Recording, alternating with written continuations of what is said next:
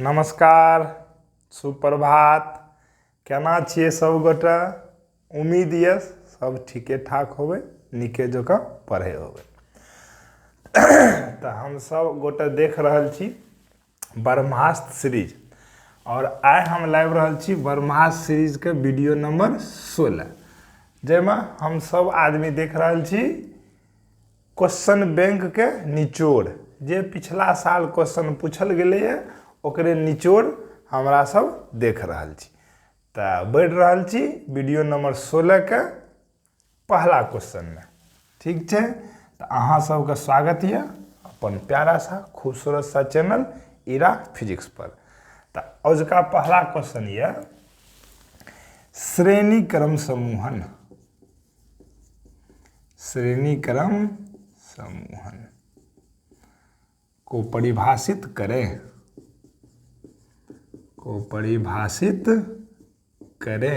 तथा इसका व्यंजक प्राप्त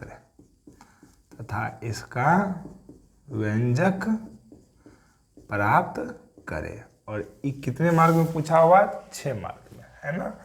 प्रतिरोध का श्रेणी क्रम है कि ना, प्रतिरोधों का श्रेणी क्रम। यहाँ पे छूट रहा एक चीज, प्रतिरोधों का, है ना। तो वो इस प्रकार से पूछ लेता है क्वेश्चन, प्रतिरोधों का श्रेणी क्रम समूह या 3 प्रतिरोध को श्रेणी क्रम में जोड़ा गया सचित्र, उसका व्यंजक प्राप्त करें। मतलब पूछने का तरीका अलग अलग लैंग्वेज हो सकता है, लेकिन चीजें यही रहेगा, है कि नहीं। तो रेगुलर क्लास में भी हम लोग इसको देख चुके, उसके वीडियो को हम लोग पिन कर देंगे ऊपर में, आप ना उसको देख सकते हैं। तो श्रेणी क्रम समूहन को सबसे पहले परिभाषित कर लेंगे, है ना। सबसे पहले परिभाषा दे देना है इसका। रेगुलर क्लास में हम लोग देख चुके हैं, और परिभाषा के बाद ही प्रूफ करेंगे तो अच्छा रहेगा, है कि नहीं। देख लेते हैं पहले परिभाषा। देखिएगा, ऐसा समूहन जिसमें जुड़े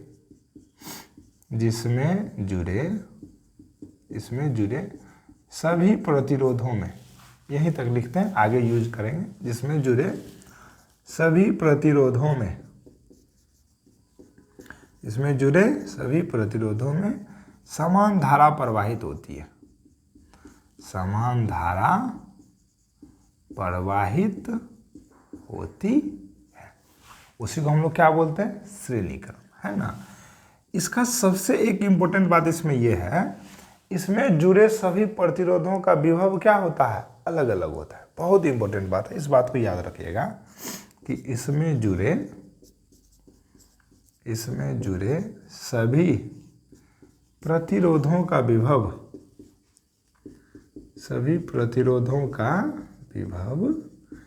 अलग अलग होता है। सभी प्रतिरोधों का विभव अलग अलग होता है। उम्मीद है अहाँ सबका समझ में आवे होत, है कि नहीं। अब इसके डायग्राम को देखते हैं। मान लेते हैं ये एक प्रतिरोध है, इसका नाम है R1। ये दूसरा प्रतिरोध है, इसका नाम है R2, और एक तीसरा प्रतिरोध है, इसका नाम है R3, है ना। और इसको ना हम लोग किससे कनेक्ट कर दिए हैं? बैटरी से, ठीक। और इस बैटरी के साथ हम यहाँ पे एक स्विच लगा दिए हैं, है ना, इस प्रकार से।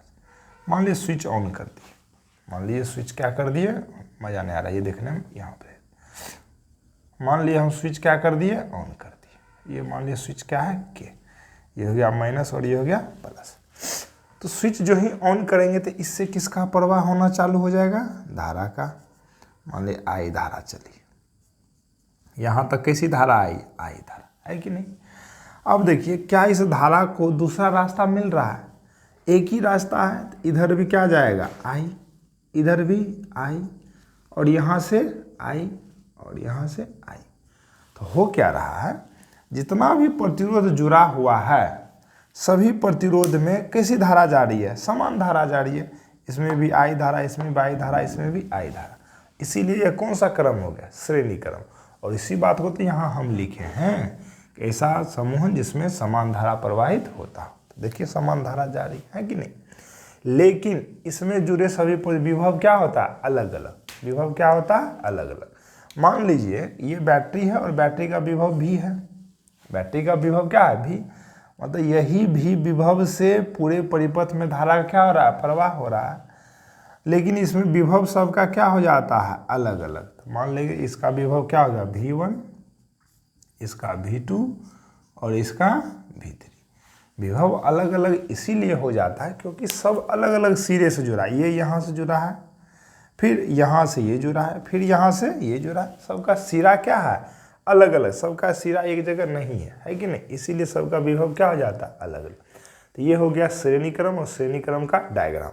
अब हम चलते हैं, बढ़ते हैं इसके व्यंजक की ओर। किधर की ओर, व्यंजक की ओर, है ना बच्चों।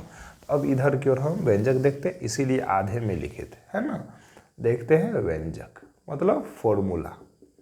कैसे देखते हैं, फॉर्मूला को देखते हैं, है कि नहीं।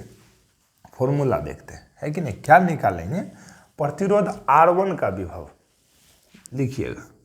6 मार्क में ये पूछा गया है, तो अच्छे से सारे बातों को एक्सप्लेन करना है कि नहीं। प्रतिरोध R1 का विभव, प्रतिरोध R1 का विभव को किससे सूचित किए हैं, V1 से। तो हम लोग लेकिन जानते हैं ओम के नियम से। किसके नियम, व्यंजक लिख लेना, इसको मिटा देता हूँ, लिख लीजिएगा आप, ओम के नियम से।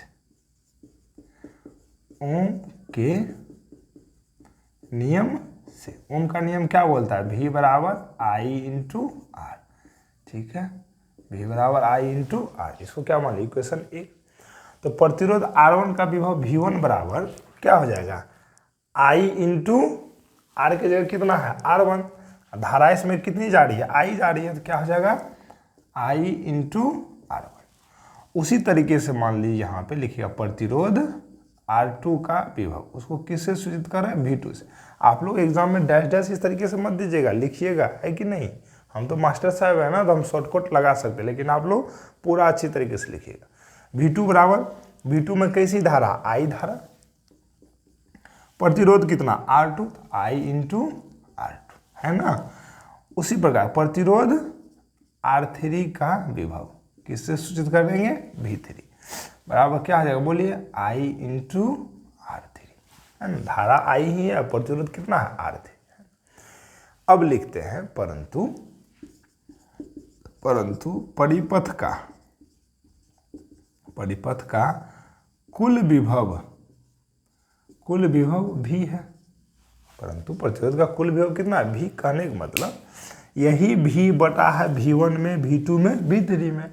कहने का मतलब यदि इस तीनों को जोड़ देंगे तो उसका मान किसके बराबर हो जाएगा, V के बराबर हो जाएगा, है कि नहीं। तो हम लिख सकते हैं इसीलिए V बराबर V1 + V2 + V3, है ना। तो अभी देखिए V बराबर इक्वेशन 1 से मानने का कोई ज़रूरत नहीं है, छोड़िए।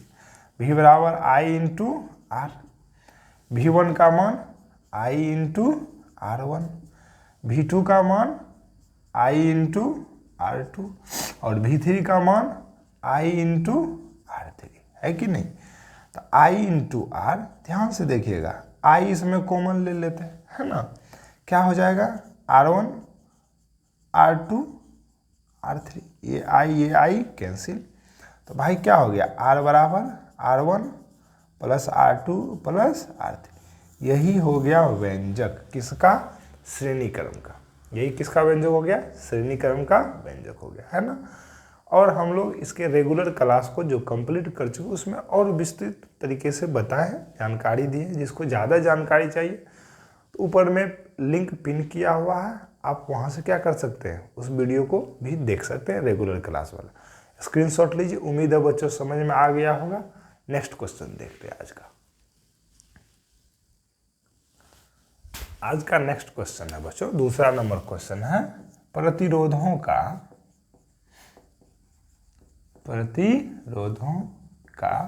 पार्श्व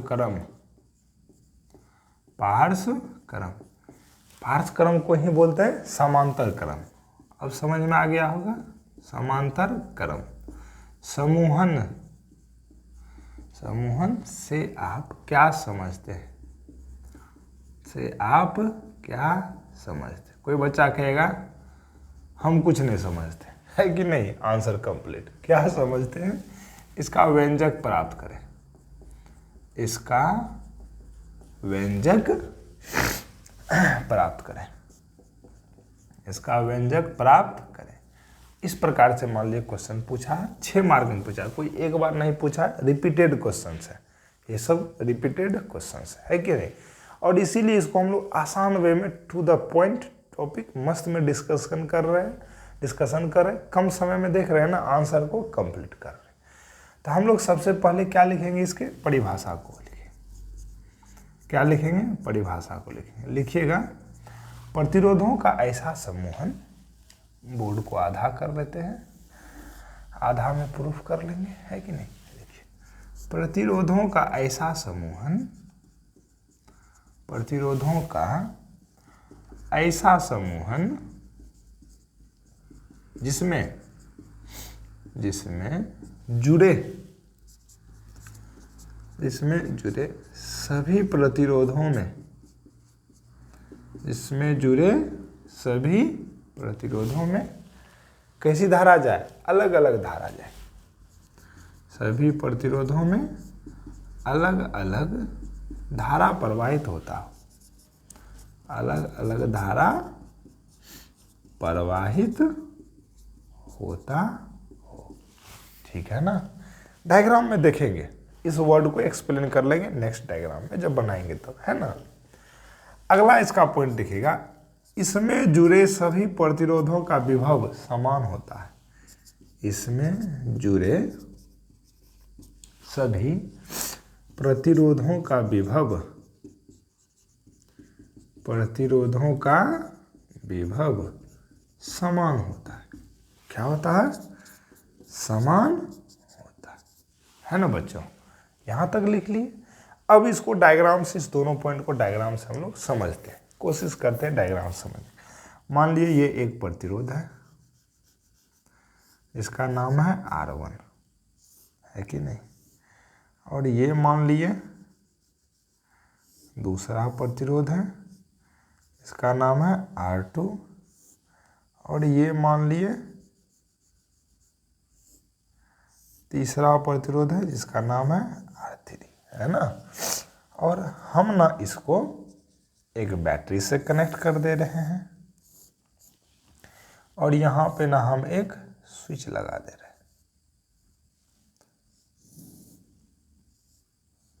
स्विच जो ही हम ऑन किए, मान लीजिए कि स्विच है, ये प्लस और ये माइनस, तो विद्युत धारा का प्रवाह होगा इधर से इधर, है ना। देखते हैं, जो ही आई धारा यहां पहुंची तो इसको कितना रास्ता मिला, 3 रास्ता। तो तीनों रास्ते में तो आई धारा नहीं जा सकती है, संभव है क्या। मान लीजिए ना, एक लड्डू है, उसको 3 दोस्त में बांटना है, क्या तीनों को एक एक लड्डू दे दीजिएगा, संभव है ऐसा नहीं ना। कुछ ना कुछ उससे तोड़ के देना, मतलब एक से तो कम ही मिलने वाला है, मतलब सबको अलग अलग मिलने वाला है। यदि यहाँ पे आई धारा यहाँ तक आती है, तो तीनों रास्ते में धारा को जाना है, तो क्या तीनों में आई तो नहीं जाएगा, तीनों में क्या जाएगा, अलग अलग। मान लेते इसमें गया I1, इसमें गया I2 और इसमें गया I3, मान लिए, नाम मान लिए। पुनः सब यहाँ पे आकर के I1, I2, I3 सब यहाँ पे आकर के जुड़ करके फिर से क्या बन गया, I ही बन गया। और ये नियम भी तो है कि बैटरी से जितनी धारा चलती है प्लस टर्मिनल से, लौट करके उतनी ही धारा वापस आती है ना। तो देखिए, सभी जुड़े प्रतिरोधों में धारा क्या है, अलग अलग है। तो वैसा समूह जिसमें जुड़े प्रतिरोधों में धारा क्या जाए, अलग अलग जाए, तो वही क्या हो जाएगा, समांतर क्रम। बात भी तो सही है, लेकिन इसका विभव बोलता है सबका समान होता है। उसको देखते हैं कैसे। मान लीजिए बैटरी का विभव कितना है, V, तो इसका भी V ही होगा, इसका भी V ही होगा, और इसका भी V ही होगा। कहेगा कि तीनों का V कैसे होगा। आप ध्यान से देखिए, इसमें क्या कि इस साइड का सारे प्रतिरोध का टर्मिनल एक जगह लाकर जोड़ दिया है, इस साइड भी सबका टर्मिनल एक जगह ला क्या किए, जोड़ दिया। सबको एक जगह ला करके जोड़ करके क्या किया, अमेट दिए हैं। इसका सारा टर्मिनल एक जगह, इसका सारा टर्मिनल एक जगह, इसलिए हम बोलते हैं कि इसका विभव क्या होता है, समान होता है कि नहीं। अब देखते हैं ओम के नियम से। अब व्यंजक प्रूफ कर रहे हैं ना। व्यंजक मतलब फॉर्मूला। अब किसको देख रहे हैं? फॉर्मूला, है ना। उम्मीद है आप लोग को समझ में आ रहा होगा, आसान वे में, मजे में बता रहे। ओम के नियम से, किसके नियम से? ओम के नियम से, है ना। ओम के नियम से, देखिए ओम के नियम से क्या है। ओम का नियम होता है V बराबर I इंटू आर। तो इसीलिए I बराबर क्या हो जाएगा? बोलिए, V बटे आर। I बराबर क्या हो जाएगा? V बटे आर। यहाँ तक में किसी कोई दिक्कत उम्मीद है नहीं होगा, है ना। अब लिखते हैं प्रतिरोध R1 में प्रवाहित धारा I1 का मान। प्रतिरोध R1 में, प्रतिरोध R1 में प्रवाहित धारा, I1 बराबर क्या हो जाएगा? I1 बराबर, I बराबर होता है V बटा R। तो यहाँ का विभव कितना है? V ही है। तो V अब बटे प्रतिरोध R की जगह क्या है इसमें? R1। तो क्या दे देंगे? R1, है ना। उसी तरीके से लिखते हैं प्रतिरोध R2 में प्रवाहित धारा का मान, वो क्या है? I2 है। I2 बराबर क्या हो जाएगा? बोलिए, V बटे R2, क्योंकि इस वाले का भी विभव कितना है? V ही है, और प्रतिरोध का मान कितना है? R2 है। इसलिए क्या हो गया? V बटे R2, है ना। बार बार बोल रहे हैं आप एग्जाम में इस तरीके से डैश डैश मत दे दीजिएगा। हम मास्टर साहब है इसीलिए डैश डैश दे रहे हैं, लेकिन आप लोगों को पूरा बात क्या करना है? लिखना है, मेंशन करना है। अगला लिखते हैं प्रतिरोध R3 में प्रवाहित धारा, उसको क्या बोलते हैं? I3। I3 माने हैं तो V बटे कितना हो गया?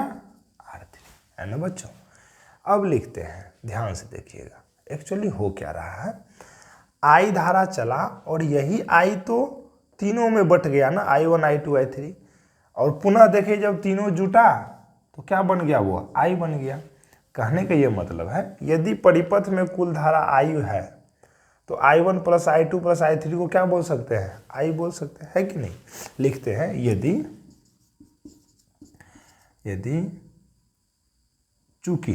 यदि मत दीजिए, चूंकि परिपथ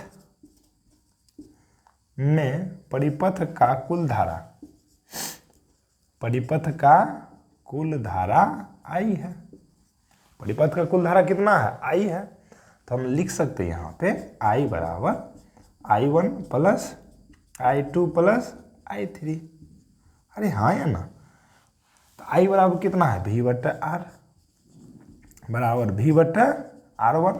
I1 का मान, I2 का मान, I3 का मान यहाँ से रख देते हैं, प्लस V बटे R2 प्लस V बटे R3, है ना। तो V बटे R बराबर, यहाँ पे ना आप V कॉमन ले लो तो क्या हो जाएगा? 1 बटे R1, 1 बटे R2, 1 बटे R3। भाई ये V और V क्या हो गया? कैंसिल। तो क्या बच गया? 1 बटे R बराबर 1 बटे R1, 1 बटे R2 प्लस 1 बटे R3। यही तो प्रूफ करना था। देख लेते, नीचे वाला दिख रहा है ना? हाँ दिख रहा है। यही तो प्रूफ करना था। यही हो गया व्यंजक। यही क्या हो गया? व्यंजक। तो बच्चों आज का क्लास यहीं ख़त्म होता है। तब तक के लिए नमस्कार। आप लोग अच्छे से रिवीजन कीजिए, पढ़ाई कीजिए, नोट्स ज़रूर बनाइए, क्योंकि एग्ज़ाम के 7 दिन 10 दिन पहले आपको ये बहुत ही मददगार होगा। मिलते हैं बर्मा सीरीज़ के नेक्स्ट वीडियो में नेक्स्ट क्वेश्चन के साथ। तब तक के लिए नमस्कार। अच्छे से पढ़ाई कीजिए और दीपावली को अच्छे से मनाइए, मज़े में पटाखे फोड़िए, है कि नहीं।